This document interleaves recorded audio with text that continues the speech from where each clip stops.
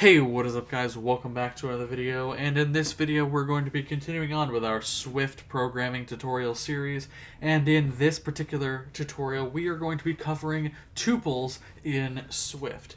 Now, what exactly are tuples? Well, tuples are a grouping of values into a single compound value, right?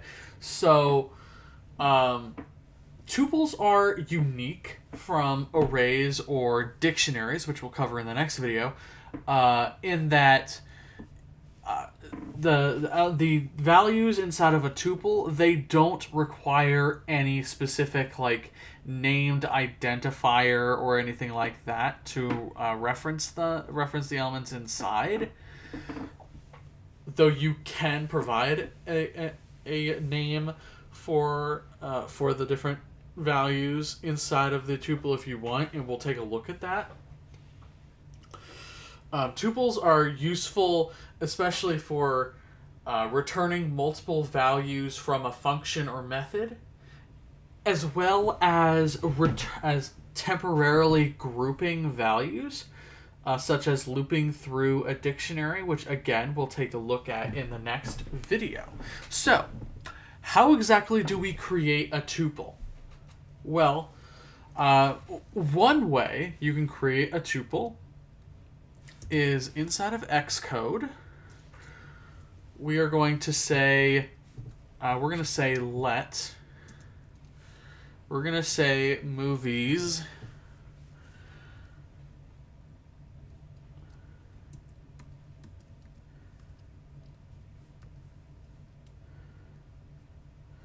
or rather movie. We're gonna say movie here because we're gonna make this a singular movie. You can turn this into an array if you want, using what you learned previously.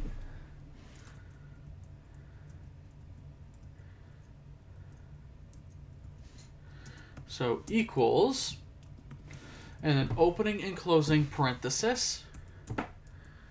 But before our equal sign, I'm going to say colon, and then give it a type annotation. So colon space, and then opening closing parenthesis again, and we're going to say title colon string comma release year colon int.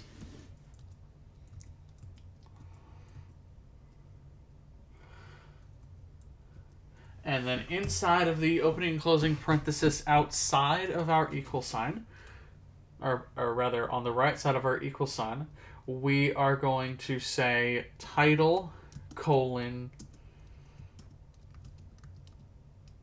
Star Wars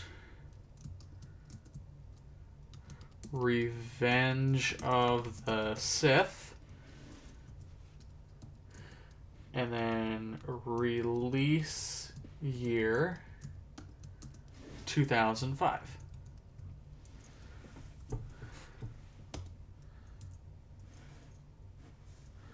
All right. Now, what did we do here? Well, we created a constant called movie. And this movie is a tuple, where the first value inside of our tuple is a string, and we gave that value a name of title. And then the second value in our tuple is an integer value, and we gave that value a name of release year to represent the release year of that movie. And then we set this tuple's grouping of values to be the title of Revenge of the Sith, all right, Star Wars Revenge of the Sith, and the release year to be 2005.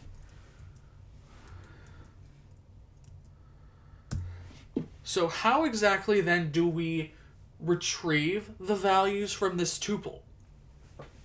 Well, you can do this by saying, let's say var title equals movie dot title.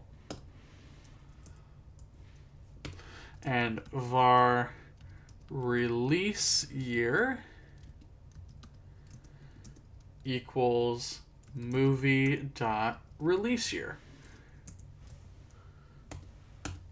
And you can then say print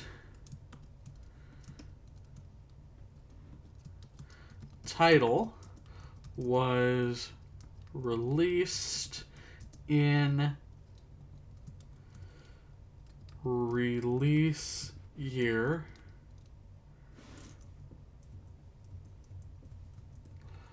like that. And we can run that, and you can now see Star Wars Revenge of the Sith was released in 2005.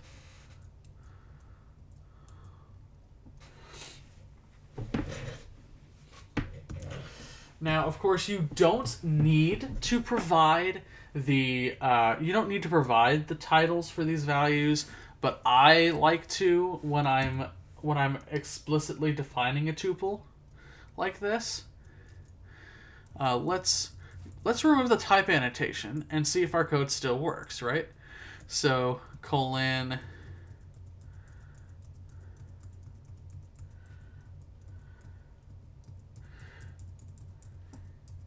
T and remove that. Let's save it and try to run it. You can see it still works.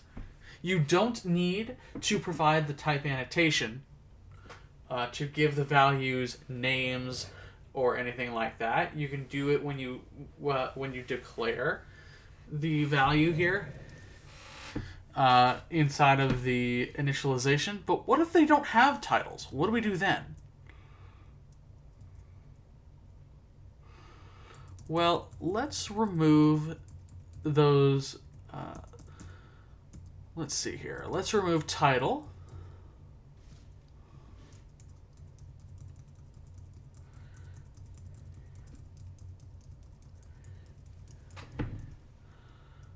And remove release date or release year.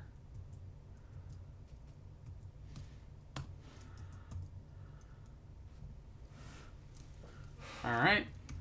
If we save this and we try to run it, it fails because we don't have the title or release year value labels anymore. And so if we want to refer to these elements again, we can say movie left and right bracket, and inside of that we have 0.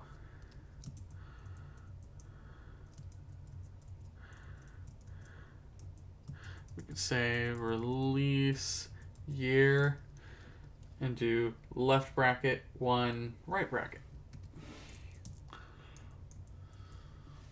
Save it and run it. Now, what happened?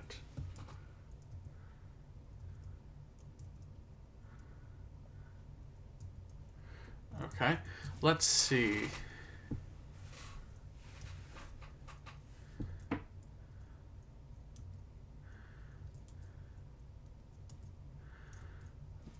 We want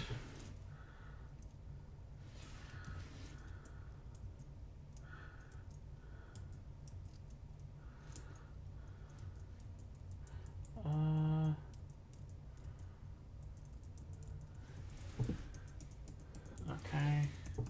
I want to go through here and make sure we know exactly what happened here.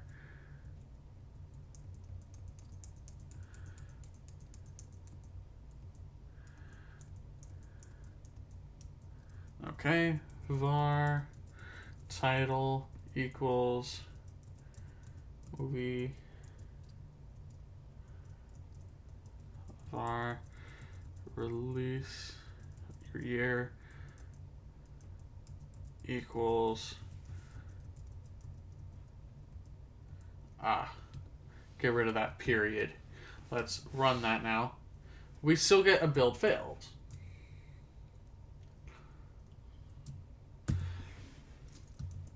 All right.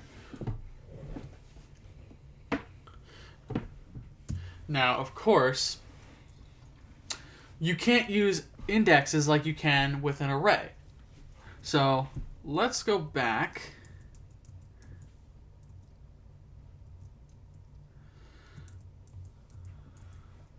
And we can say movie dot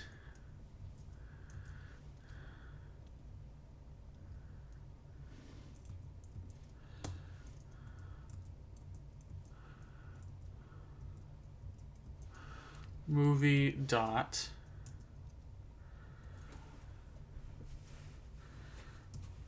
so we have a couple properties here that we can take a look at. We have 1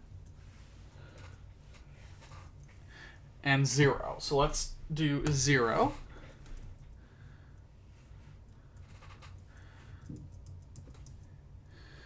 And let's remove these brackets and the 1 dot 1.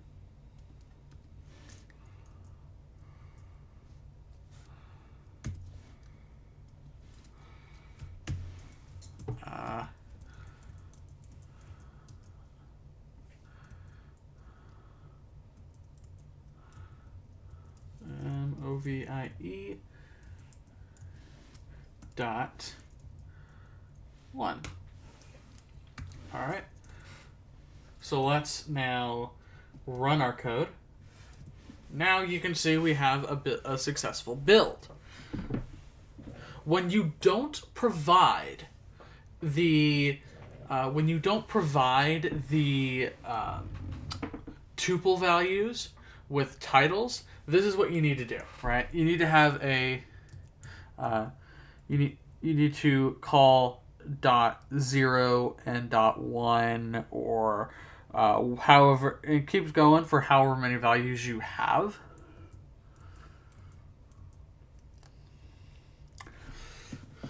So keep that in mind. I generally use titles for my values in a tuple, and that's simply because that way they're more easily distinguishable. That makes the code a little bit easier to read, and you know what each of those elements are for, because 0 and 1 doesn't really tell you much of anything other than their position in the tuple itself. Like it doesn't tell you anything about the actual value itself, which can make your code a little bit harder to read. So that pretty much does it, guys, for tuples. Thank you all so very much for watching, and we'll see you in the next one.